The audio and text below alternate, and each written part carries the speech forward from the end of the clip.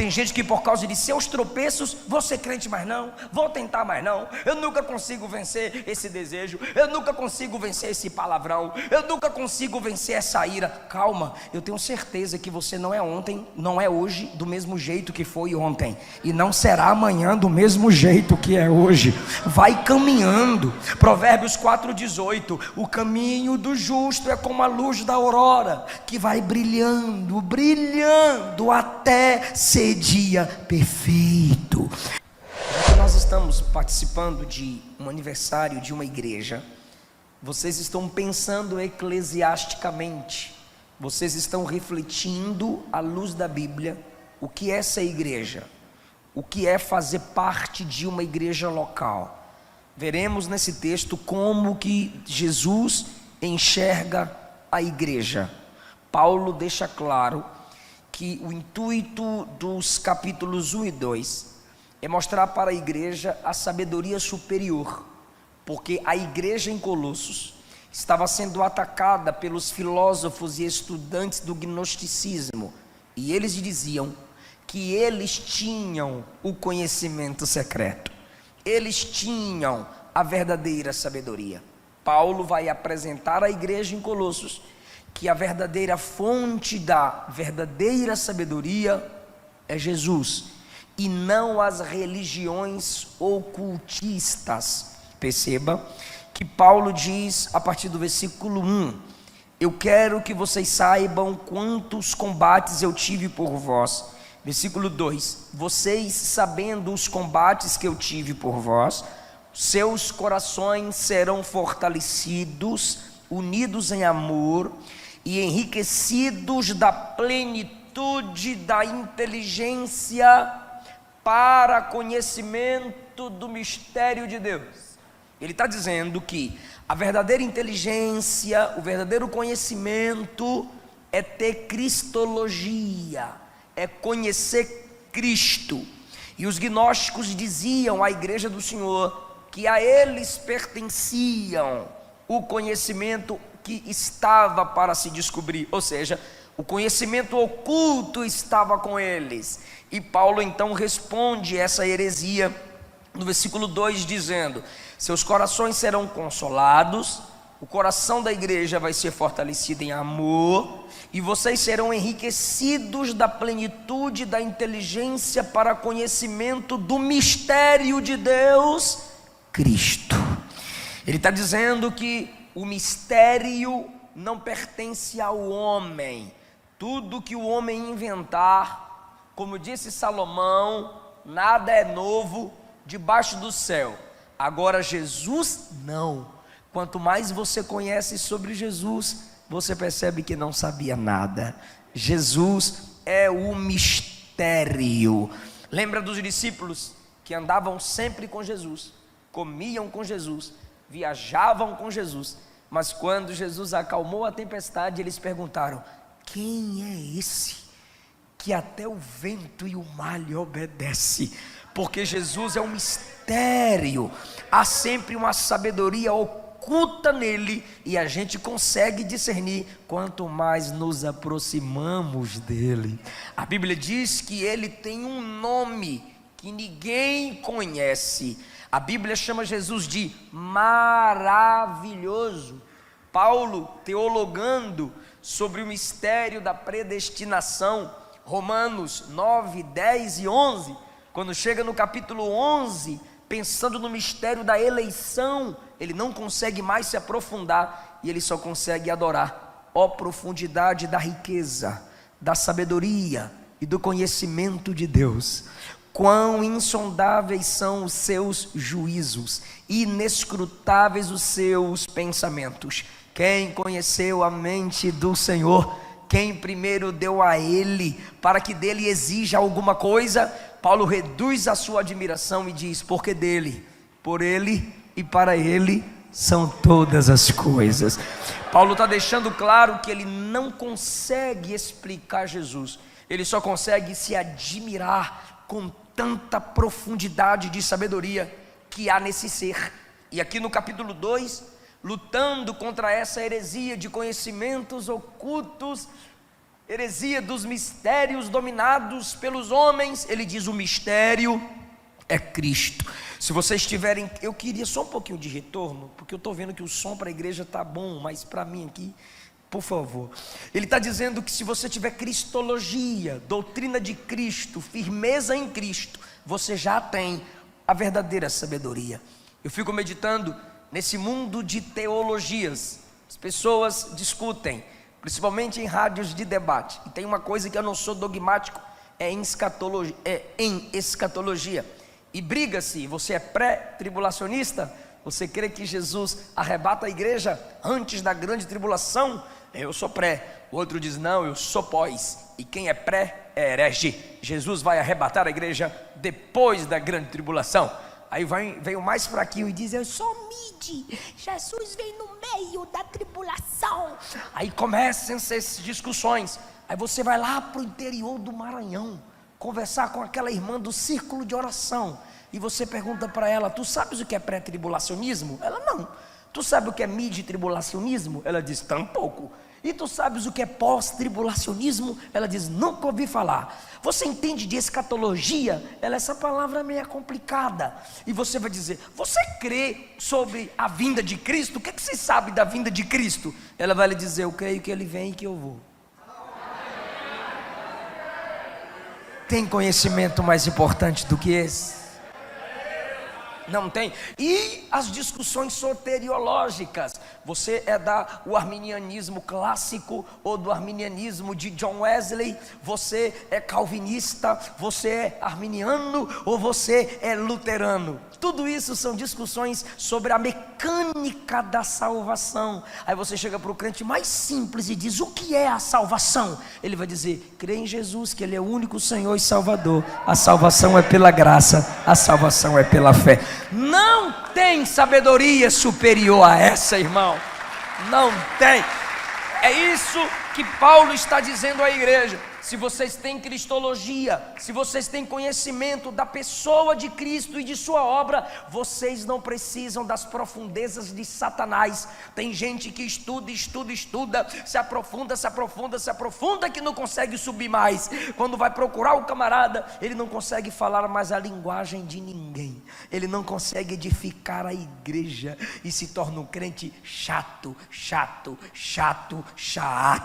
Por quê? Porque perde a capacidade de linguagem eclesiástica. A igreja não quer mais escutá-lo. Agora, Cristo era tão simples que até as crianças queriam ficar perto dele para ouvi-lo pregar.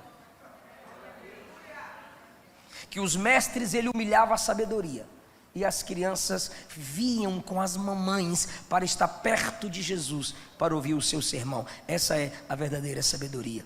Dito isso, quando Paulo combate a heresia do mistério, das profundezas de sabedorias filosóficas, ele vai dizer o que é a igreja debaixo dessa sabedoria.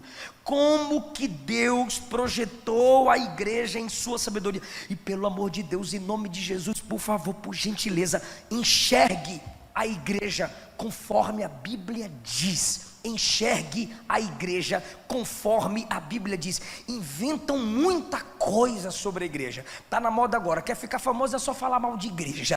E quando é para falar mal de igreja, sobra gente para falar mal de igreja. E o camarada perguntou para mim assim: pastor, por que você não defendeu a música que falou mal de igreja? Eu disse: não, eu não tenho que defender a música que fere sistemas. Eu não sou obrigado. Eu já prego contra esse sistema falido que tem nome de igreja há muito tempo. Eu respondi a ele: se você pode atacar Éfeso, eu posso defender Filadélfia.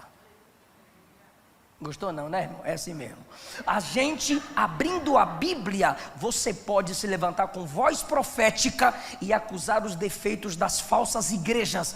Mas não é porque você acusa o defeito da falsa igreja que você não tem a obrigação de defender a verdadeira. Porque se nesse mundo temos o joio, nós também temos o trigo, a igreja santa, lavada e remida pelo sangue de Jesus. Se tem a prostituta, também tem a noiva do Cordeiro. Paulo vai falar para nós o que é a igreja. Na linguagem de Paulo, ele diz, a partir do versículo 4: digo isto para que ninguém vos engane com palavras persuasivas. Eu gosto disso. Eu digo isso a vocês para que ninguém engane vocês. Por quê? Porque a igreja pode ser enganada porque não sabe nada de igreja. É por isso que eu me levanto e digo: LGBTismo, ateísmo, catolicismo e qualquer ismo que inventar para falar mal de igreja, cala a boca, senta, aprenda com a igreja sobre o que é igreja, para depois você tentar abrir a boca para falar de igreja. Paulo está dizendo para a igreja: eu vou instruir vocês a respeito do que é igreja. Para quê, Paulo? Para ninguém enganar vocês. Porque se você souber o que é igreja, você sabe o que é verdadeiro pastor. Se você souber o que é igreja, você será uma bênção para a sua igreja. Se você souber o que é igreja, você discernirá a verdadeira igreja e não ficará simplesmente criticando as falsas igrejas. Eu digo isto para que ninguém vos engane com palavras persuasivas, porque os falsos pregadores, os falsos ministros, os caluniadores de igreja, eles sabem como falar. Eu acho interessante que todo herege tem voz mansa. É incrível, nem todo mundo que tem voz mansa é herege, mas a maioria dos hereges, todo herege, ele tem uma voz mansinha. É o sibilar da serpente no jardim do Éden. Eu, mesmo ausente quanto ao corpo, em espírito eu estou com vocês. Isso aqui é uma ligação que um pastor tem com a sua igreja. Lembra de Eliseu e Geazi? Eliseu não mandou Geazi pegar prata e ouro de Naamã, mas Geazi foi atrás de Naamã pegar prata e ouro e disse: o meu Senhor me mandou pegar prata e ouro contigo. E Naamã deu prata, ouro, vestes, riquezas. Quando Geazi voltou, Eliseu disse: meu espírito foi contigo, e a lepra que estava nele agora pega em você. Há uma comunhão que Deus gera entre a liderança e a igreja. É disso que Paulo está dizendo. Fisicamente eu não estou aí porque eu estou na cadeia por causa do evangelho, mas em espírito eu sinto a comunhão com vocês. Ele diz: eu sei que o culto está fluindo, eu sei que vocês estão crescendo, mesmo eu estando ausente. Eu estou me regozijando e vendo a vossa ordem. Por favor, queridos, diga ordem. Tem duas palavras aqui que ele vai usar, que é de um contexto militar, ordem. E a segunda palavra que ele usa é firmeza, diga isso.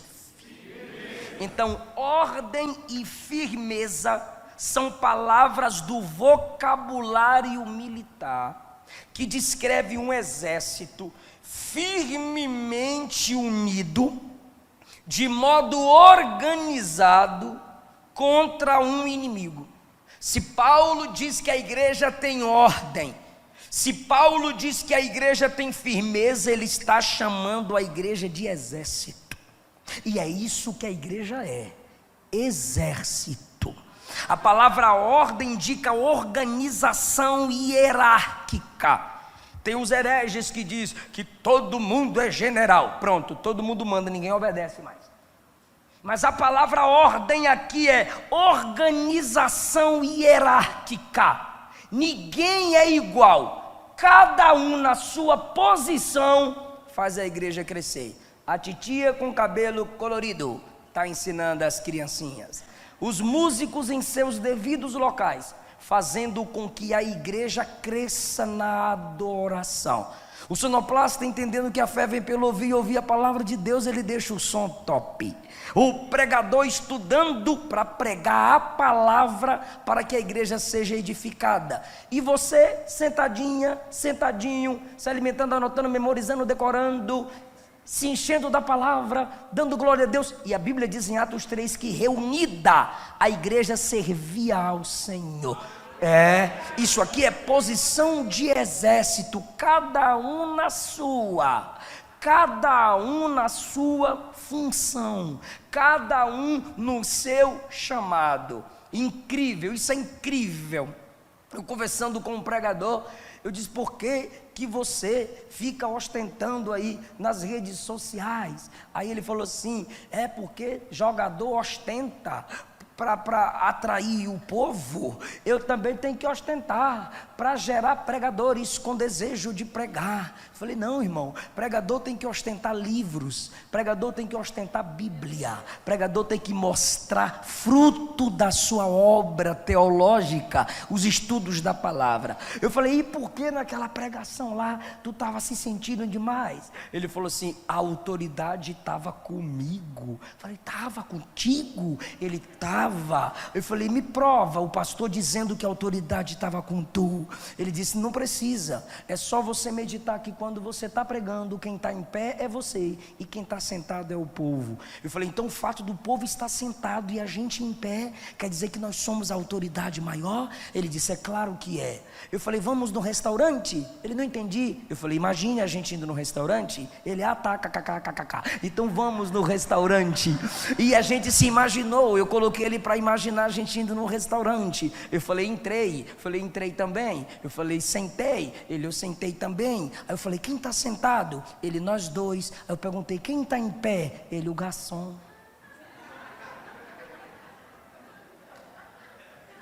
Aí ele mandou um monte de kkk e disse que entendeu. Ou seja, quando a igreja está sentada, o garçom, pregador, é aquele que fica em pé. O pregador fica em pé porque é a sua função alimentar a igreja, servir a igreja com o pão de Cristo que nos foi revelado. A igreja é um exército onde cada um tem que entender o seu lugar. Tem gente que quer pregar, mas não prega nada, então canta.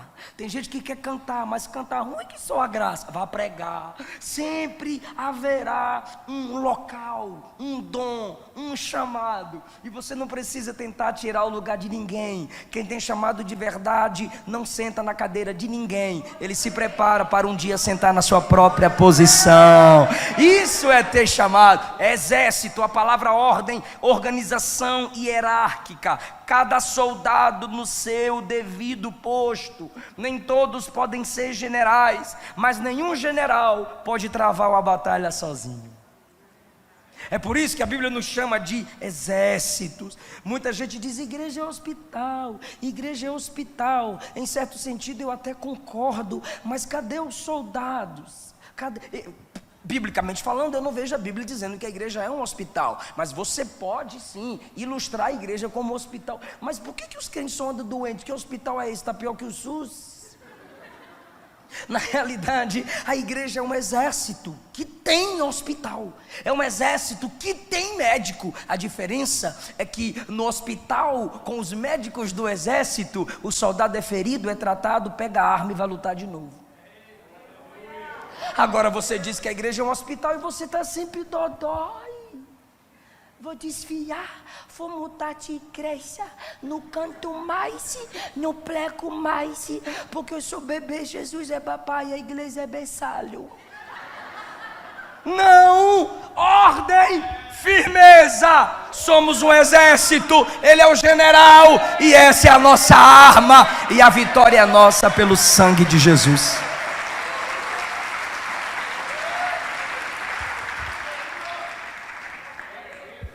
Segundo aos Coríntios, capítulo 6, versículo 7, Paulo disse, temos sido verdadeiros com o poder de Deus que nos ajuda em tudo o que fazemos, batalhamos com as armas da justiça, armas de defesa e arma de ataque. Arma de defesa e arma de? Arma de? E também de? Então tem momentos que a igreja tem que se defender, e tem momentos que a igreja tem que atacar. Ai, irmão, deixa falar, o mundo é assim mesmo, né? É o diabo furioso, né? Aí vem os ursinhos carinhosos, não julgueis. A igreja tem arma de defesa e a igreja tem arma de ataque. Amém, então tá bom. Segundo aos Coríntios capítulo 10, versículo 4, Paulo diz, as armas que usamos não são humanas, a gente não luta como os homens lutam. Pelo contrário, são armas poderosas em Deus que destroem fortalezas. Estas armas podem derrubar todo argumento e pretensão contra o conhecimento de Deus. Diga argumento e pretensão. Nunca esqueça o que eu vou lhe dizer aqui, moça. Nunca esqueça o que eu vou lhe dizer aqui, rapaz. Nunca esqueça o que eu vou lhe dizer, casal. Nenhum de vocês aqui deve ter medo de debater com ímpio. Eles não têm a mente de Cristo, eles não têm a sabedoria da palavra. É a primeira coisa que você tem que saber. A Bíblia os chama de cães, a Bíblia os chama de tolos, a Bíblia os chama de nécios. Mas nós, a igreja, temos a sabedoria de Cristo. Se quiser te confrontar, diz: vem para cima, meu irmão, aqui tem Bíblia, não fuja. É o que Paulo está dizendo. Nossas armas são poderosas para destruir argumentos e pretensão contra o conhecimento de Deus. Aí esses crentes covardes: pastor Eliseu polêmico. Sabe quando saiu essa moda de que eu sou polêmico?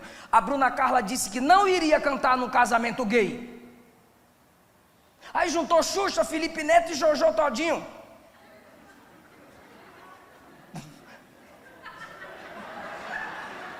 Para bater na Bruna Carla, usando textos isolados da Bíblia para bater na Bruna Carla. Eu falei: alguma cantora famosa vai defender a Bruna?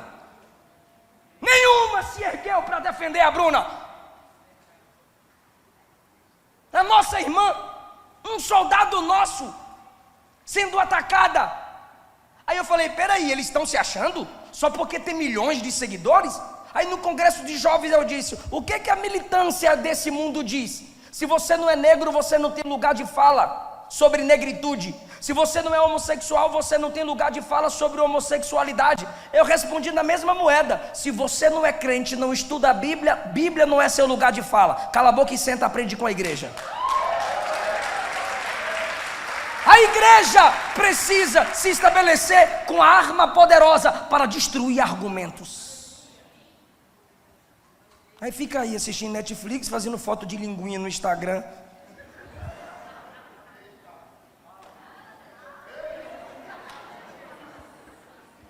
O cabra põe a fotinha com a linguinha para fora. Saudade de Jesus. Não é não, na minha terra tu é outra coisa. A segunda imagem que Paulo usa para a igreja está no versículo 6. Como recebestes o Senhor Jesus, andai nele. Pode falar, igreja, andai nele. Qual é a outra imagem que Paulo usa para a igreja? O peregrino, aquele que anda. A igreja é um povo que caminha. A vida cristã é comparada a uma peregrinação, onde os cristãos devem aprender a caminhar. Devemos andar em Cristo da mesma forma como no tempo em que o recebemos. Como pois recebeste Jesus, andai nele. Como que a gente recebeu Jesus? Pela fé. Aí ele diz: continuem assim, caminhando pela fé. Agora, entenda por favor, queridos, olhe para mim aqui rapidinho. Vou começar a andar, dei o primeiro passo. Vou andar de novo, dei o segundo passo. Devagar, sim ou não? Devagar, sim ou não? Sim. Mas eu não estou no mesmo? Isso é igreja. Aquele que caminha, aquela que anda, mesmo devagar, mas anda, não está no mesmo lugar. E o Espírito está dizendo a alguém aqui: eu sou paciente, porque sou eu quem estou trabalhando no seu caráter. Tem gente que por causa de seus tropeços: vou ser crente mais não, vou tentar mais não, eu nunca consigo vencer esse desejo, eu nunca consigo vencer esse palavrão, eu nunca consigo vencer essa ira. Calma, eu tenho certeza que você não é ontem, não é hoje do mesmo jeito que foi ontem, e não será amanhã do mesmo jeito que é hoje. Vai caminhando. Provérbios 4,18: o caminho do justo é como a luz da aurora, que vai brilhando, brilhando até ser dia perfeito.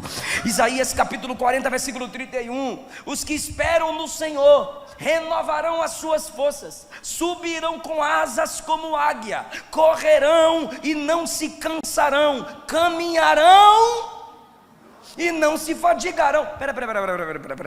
Se Isaías fosse um coach, ele diria assim: os que esperam no Senhor vão caminhar, os que esperam no Senhor vão correr e depois vão voar.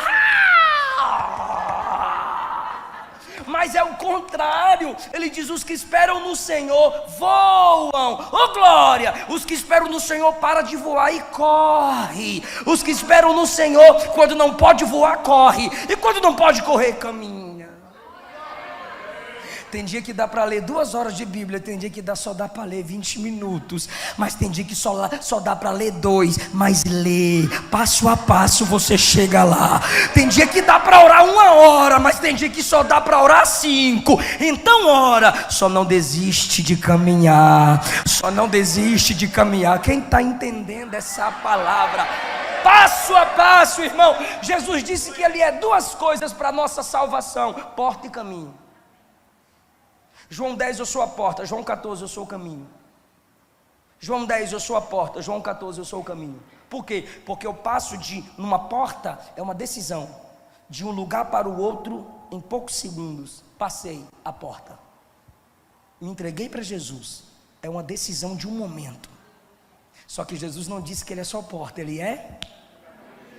Aí Ele fala: depois que você me recebe, você tem que lutar dia após dia, passo a passo. O caminho é estreito, mas a porta está aberta.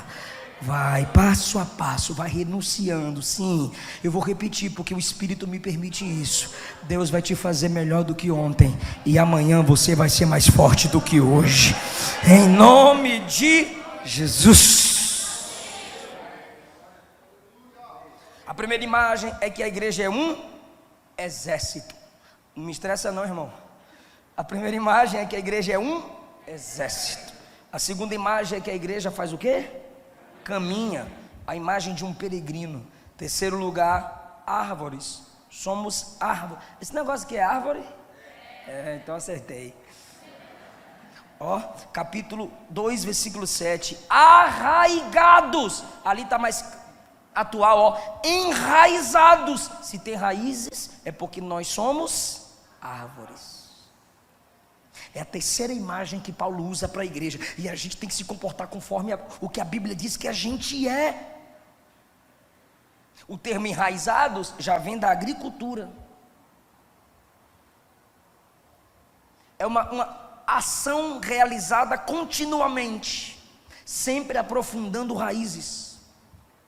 Nós não somos ervas, Efésios 4,14, que se deixa levar por todo o vento de doutrina.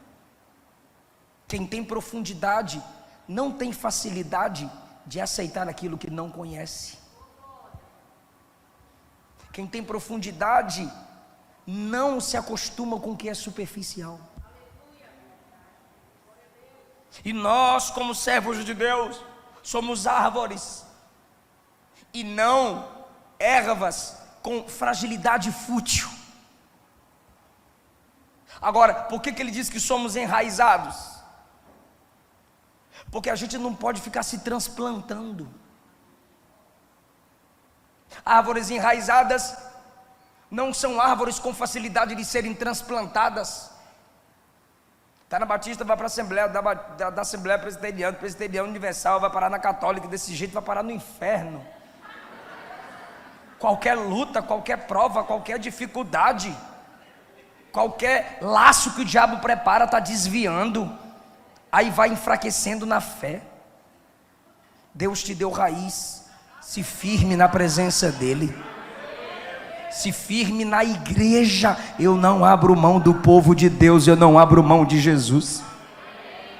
Deus pode gerar mudanças em nós? Pode. Eu sair da Bahia para Brasília, de Brasília para Goiânia, Deus. Agora, por causa de luta em igreja, por causa de dificuldade em igreja, onde você for congregar vai ter luta. A questão é, onde você congrega tem a sabedoria de Deus para te ajudar a vencer as batalhas da vida.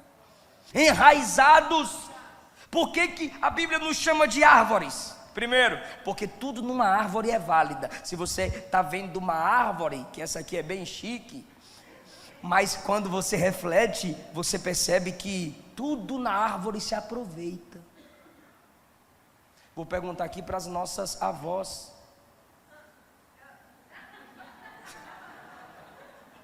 Os galhos, folhas de uma árvore servem para quê?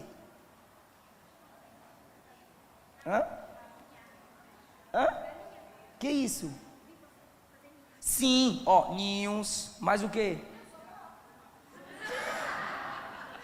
Para descer a lenha no neto.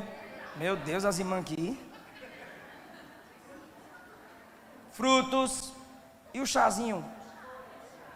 Chazinho, né? Eu lembro elas não querem falar sobre o chá, não sei porquê. O fruto da árvore se perde? E as folhas se perdem? E o tronco se perde, varões? Não. Tudo na árvore é válido. Assim é a igreja. Nada aqui se perde, pastor. Ninguém aqui é descartável. Você precisa olhar para a igreja como árvore, pois nela tudo é válido. Seiva, tronco, folhas, galhos, oxigênio, sombra, paisagem. Nenhum crente aqui é um desperdício. Cada um aqui tem uma função gloriosa no reino de Deus. Segundo lugar, quanto mais profundas as raízes, maior é a árvore. Porque a verdadeira glória de uma árvore são raízes ocultas. Quanto mais frutíferos são os santos que você conhece, pode ter certeza, tem muita glória oculta ali, irmão. Tem muito jejum no secreto, tem muita lágrima no secreto, tem muita meditação diante de Deus que ninguém viu. E o que é mais importante de uma árvore? O oxigênio. Ninguém vê, mas ninguém vive sem aquela glória oculta. A força da árvore que dá fruto acontece no anonimato, acontece no silêncio, no calor que ninguém vê. Glórias ocultas, sucessos calados. Mas o fruto é visível.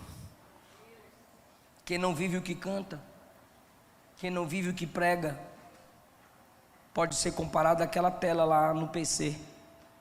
Tem valor artístico, mas não tem vida nenhuma. Agora, se você vive o que canta, se você vive o que prega, você é uma árvore frondosa no meio do povo de Deus. A árvore, ela tem conteúdo: seiva, tronco, galhos, folhas, frutos. Então resuma comigo: árvore tem o quê? Conteúdo. Mas na nossa geração parece que tem medo do conteúdo. Ministros que não estudam, pregadores que gritam muito e não comunicam nada, equipes de louvor e de adoração que dançam muito, mas muita dança, pouca mudança.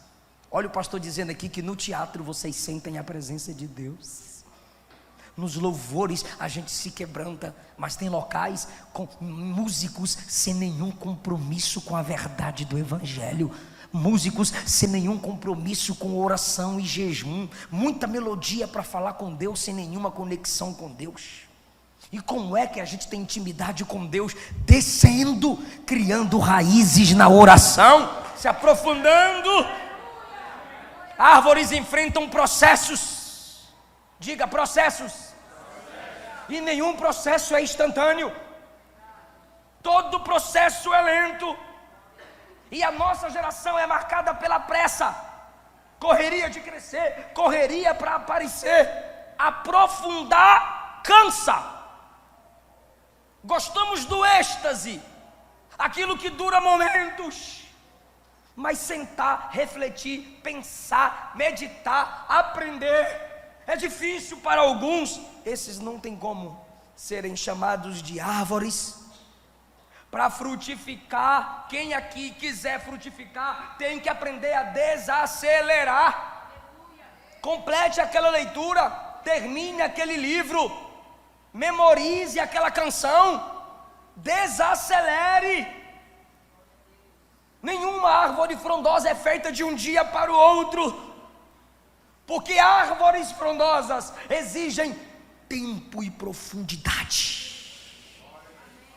E refletindo sobre isso, olha o que eu anotei aqui: quando a velocidade se une à natureza, o resultado é devastador.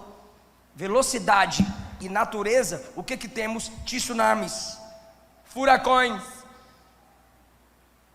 Se nós temos pressa para crescer, tem gente que começou a ler o Gênesis, Está lendo o Gênesis. Aí eu abro uma live de perguntas e respostas. Pastor, quem é aquela besta de Apocalipse 13? É tu? Tu está lendo Apocalipse? Pergunta sobre Abraão, José, Noé. Meu Deus do céu. Tu já quer saber Apocalipse? Consegue me entender, irmão? Não cresceu nem no Gênesis, já quer explorar o Apocalipse. Para depressa. Está confirmando, viu? Tem crente apressado aqui. Paulo também diz no versículo 7, arraigados e... Não apareceu não, é só para mim mesmo. Enraizados e... Apareceu, bora lá. Enraizados e... Enraizados nos lembra da... E edificados é uma construção. Se numa árvore o que se valoriza nela é quantidade, olha o tanto de balão. Se numa árvore o que se valoriza nela é quantidade, frutos, conteúdos, numa construção o que se valoriza é a qualidade do material. Quem constrói ou reforma sabe que toda construção exige material de qualidade. Sabe por que o pastor falou aqui que vocês não têm o costume de terceirizar o púlpito? É porque está faltando pregadores de qualidade. Eu falei para as minhas sobrinhas, se precisar cantar, vocês cantam? Nós canta. Falei, mas trouxe o playback? Não, a banda lá é boa. Falei, como é que você sabe que a banda é boa? A gente viu no Instagram. Construção exige qualidade. Nós somos o edifício de Deus. Ele é o arquiteto. E vai ficar cada vez mais linda a obra de Jesus aqui nessa casa. Quem pode adorá-lo? Aleluia! Irmãos! Aleluia!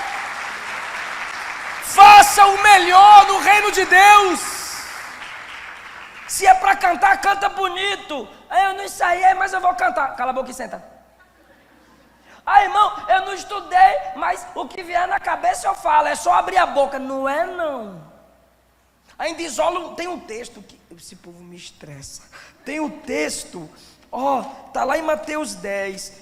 Quando eu estou falando dos meus cursos, aí o cabra chega lá querendo lacrar. Não tem nada de comprar curso, porque Jesus diz, não está em Mateus 10 não, esqueci.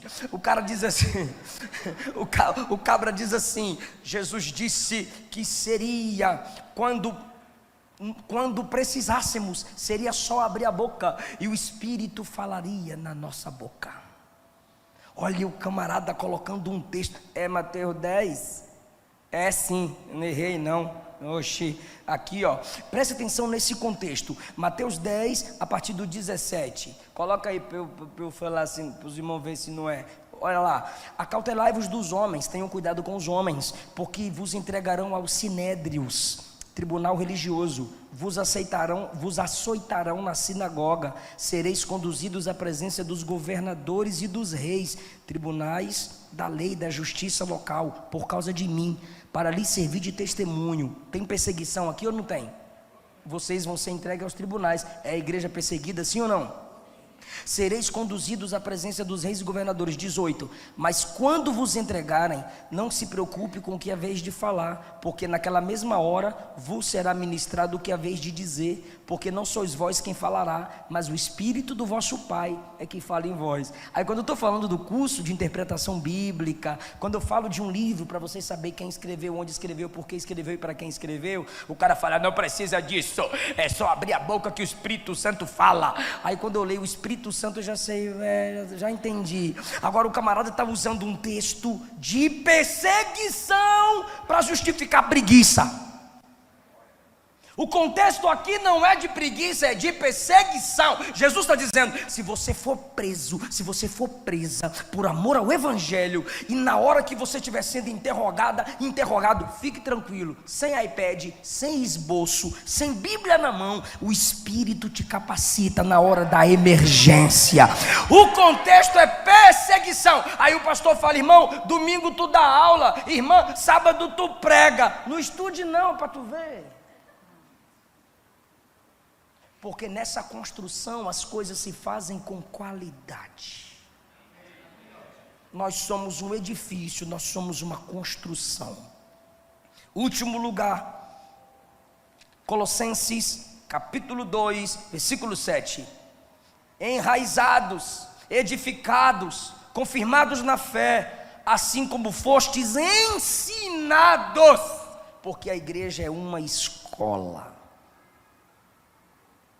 A igreja é uma escola. Eu tenho aprendido com a igreja. Com a igreja eu aprendi a perdoar. Como, pastor? Com os irmãos que estressam nós.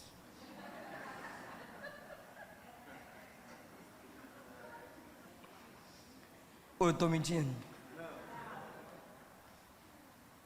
Com a igreja eu aprendi a pregar. Como, pastor? Quando eu vi o povo virando as costas para a minha pregação, eu dizia, está faltando alguma coisa, alguma estratégia, alguma ilustração, alguma impostação de voz, uma acelerada, abre a boca, glorifica, porque Jesus está nesse lugar, e deixa a voz lenta de novo. A igreja vai nos ensinando, a igreja vai nos aperfeiçoando, a igreja ensina quem é que vai chegar no portão. Você abre só uma gretinha, paz, tudo bem? A igreja vai ensinando quem entra na garagem, quem vai à mesa e chega. A igreja vai nos ensinando sobre Bíblia. Tem texto que você sabe porque o texto foi aberto na igreja, porque tu nunca abriu em casa. A igreja é uma escola porque nela se prega Cristo. Mateus 11, 29, aprendei de mim que sou manso e humilde. João 6, 45, nos profetas está escrito, todos serão ensinados por Deus, e todos os que ouvem o Pai e aprendem com Ele, disse Jesus, vem a mim. E Deus Pai ensina através de quem? Da igreja. Eu já vi irmãs na igreja que não lia livro nenhum, a não ser a Bíblia. A igreja é uma escola. Aqui tem conteúdo da palavra, aqui tem a sabedoria de Deus.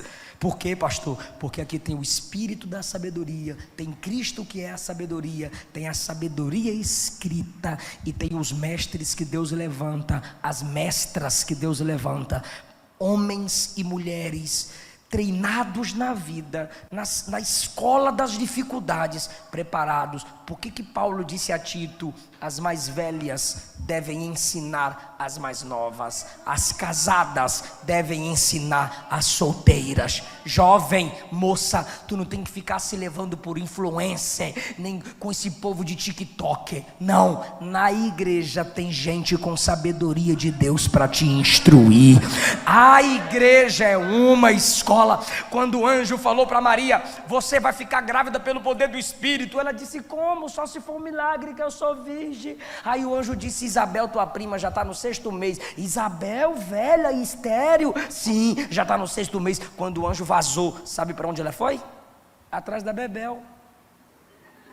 Porque Isabel é mais velha e está grávida por um milagre. Ela diz assim, eu vou ficar grávida por um milagre, eu vou colar em quem é mais velha e está grávida por um milagre. Se eu falar que sou virgem e grávida, o povo vai dizer, tu é doida. E se eu disser que a velha estéril está grávida, o povo vai dizer, é doida. Então vai ficar duas doidas junto. Eu vou me conectar com quem é estranho igual eu. Aí você fica se conectando com quem é mundano, com quem é profano. Você não aprende na escola. Aqui tem professores treinados por Deus. Aleluia! Não precisamos que o mundo nos ensine. João escreveu, primeira epístola de João, capítulo 2. João está ensinando e diz assim, vocês não precisam que ninguém vos ensine, porque vocês já têm a unção do santo. Vocês já têm a unção para ensinar um ao outro. Aleluia, glória ao nome de Jesus. Assim como fostes ensinados, abundando em ação de graças. Diga abundância, de ação que agradece. É porque tem gente que pensa que agradecer é obrigado a Jesus por tudo, amém. Não é não, é ação de graças. Eu cheguei aqui, meu irmão queria cantar sentado, eu falei, fica em pé. Por quê? Porque para agradecer é agindo. Ação de graças. Por que que você oferta ação? Seu dinheiro é suor. O que que Deus disse? Do suor do teu rosto comerás. Quando você oferta, você está agindo. Suor é vida. Você está dando vida. É ação de graças. Aí fica mandando os bilhetinhos. Hoje eu agradeço por isso, amém. Não, não e não.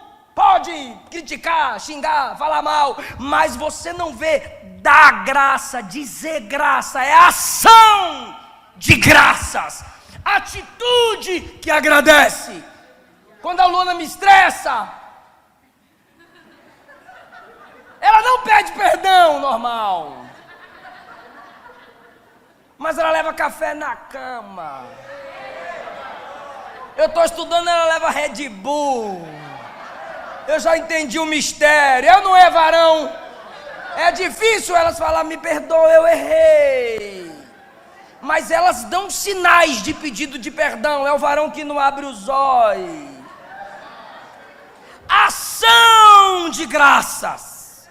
Você tem que se comportar agradecendo. Aquela Clara ali nunca agradeceu o titio, mas lava a roupa do titio, passa a roupa do titio e pega os livros para vender. É atitude de graça, ação. O culto está funcionando, tu está sentado. A letra está lá e tu não aprende um hino novo.